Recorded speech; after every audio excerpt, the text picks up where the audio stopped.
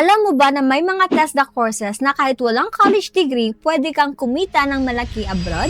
And the craziest part mga karikrod, may mga courses na libre pang kunin. But before that, ang video na ito ay para sa informational at educational purposes based on official announcement and public guidance at impormasyon mula sa TESDA, DMW at iba pang legitimate sources, hindi po affiliated or connected o officially associated ang Record PH sa TESDA or anumang government agency. Para sa official updates at complete details, bisitahin lamang po ang official website ng TESDA at DMW. So yun nga, dahil sa panahon ngayon, hindi na sapat kung wala kang skills. Dapat ka din na mag-stand out sa iba pang applicants.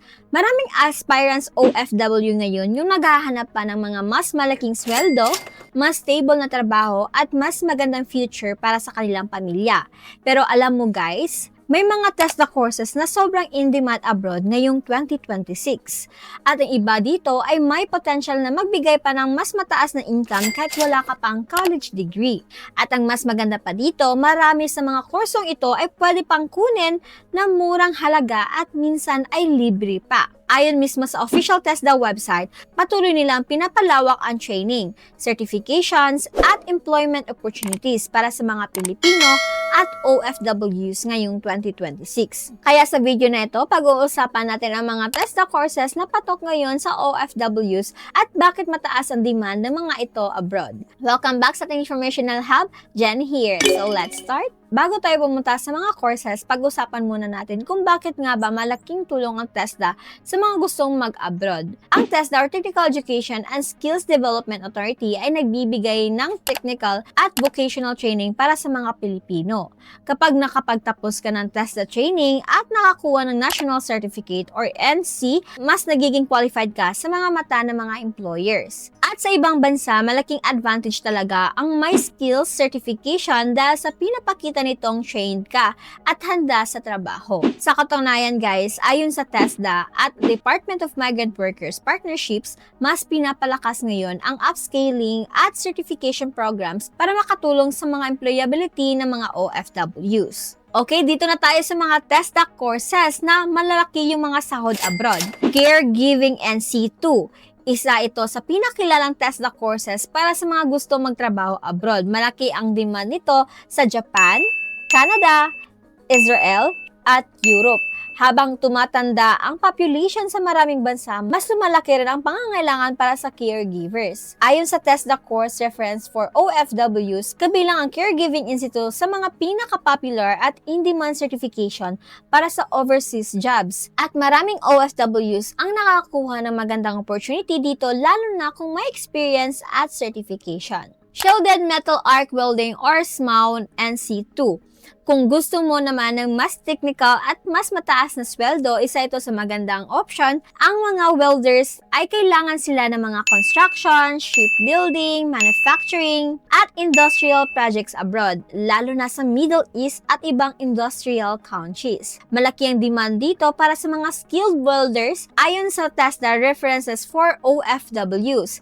Kabilang ang SMAW NC2 sa mga certifications na ginagamit para sa welding jobs abroad. At kapag may experience ka pa, posible pang mas mataas pa yung magiging offer sa'yo. Air Conditioning Service NC2. Isa ito sa practical at mataas din ng demand. Laging kailangan ng aircon technicians, refrigeration mechanics, at maintenance personnel. Dahil halos lahat ng builders, hotels, at establishments abroad ay gumagamit ng cooling systems. Hindi nawawala yung demand para sa skilled workers sa field na ito guys. Cookery NC2. Maraming opportunities abroad para sa mga marunong sa kusina. Hindi lang sa restaurants, kundi pati na rin sa hotels, cruise ships, resorts, at catering companies. At kapag may proper training at certifications ka, mas malaki po yung chance mong matanggap. Ayon sa recent TESDA Overseas Assessment Program, isa ang Cookery NC2 sa mga skills qualifications na actual na kinukuha ng OFWs abroad ngayong 2026. Marami ring OFW guys na nagsimula bilang kitchen helper at kalaunan din guys ay naging professional cooks or chefs. Normal lang po talaga yon na mag-umpisa ka talaga sa pinakamababang level. Electrical installation and maintenance in situ. Isa rin to sa mga kursong mataas ang demand abroad. Kailangan ito sa residential buildings, commercial establishment, at industrial facilities. At dahil technical skills ito, maraming employers ang naghahanap ng workers na may proper training at certifications. Kasama rin ito sa mga recommended TESDA certifications para sa overseas employment based sa OFW training references online. Moving forward guys, pwede ba kahit walang college degree? Ito yung pinakamagandang balita guys. Marami sa mga successful OFWs ngayon ay hindi naman college graduate.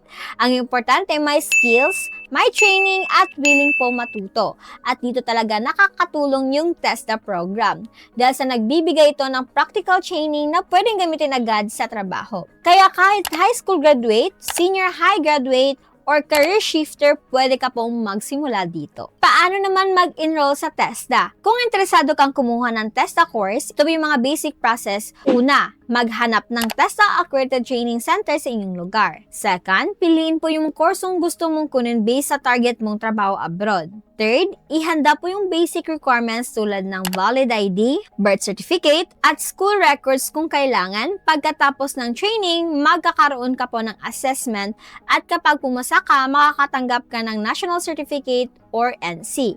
Mayroon ding official TESDA online program kung saan pwede pong matuto online ang mga Pilipino ng libre depende po sa available courses.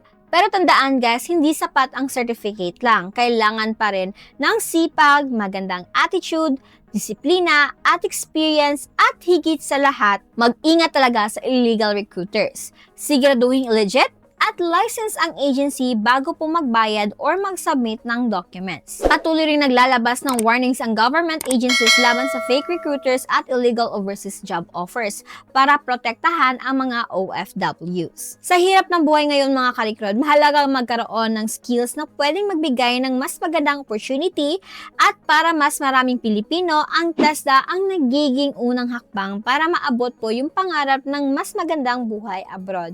Kaya kung gusto mo ng mag-level up ngayong 2026, baka panahon na para mag-invest ka din sa skills na magagamit mo habang buhay. Kung naging helpful po yung video na ito, please don't forget to like, share, and subscribe. See you in the next one!